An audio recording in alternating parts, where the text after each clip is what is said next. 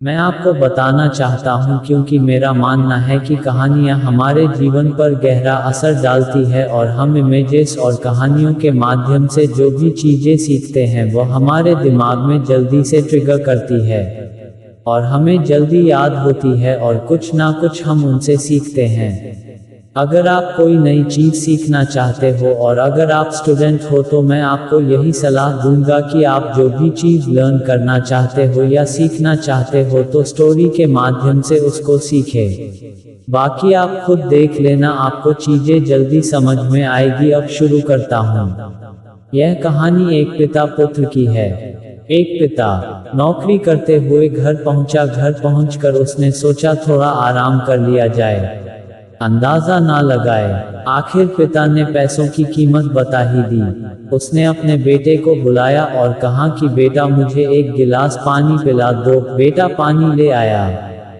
बेटे के दिमाग में कुछ चल रहा था क्योंकि बेटे को पैसे की जरूरत थी।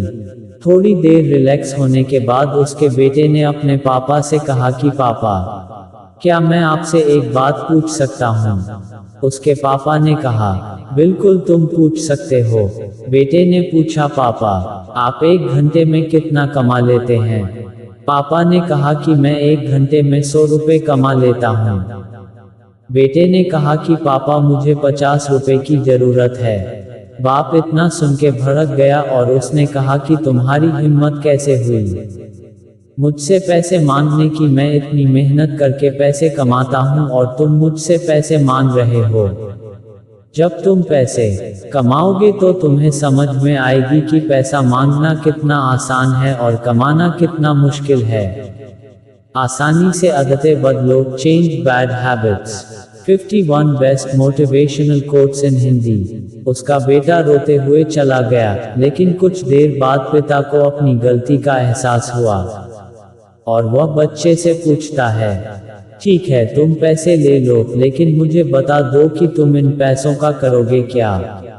मैं आपको बाद में बता दूंगा। उसका पिता उसको 50 रुपए देता है तो वह अपना छोटा सा मिनी बैंक तोड़ता है और उसमें से 50 रुपए निकालता है, सिक्कों को गिनता है।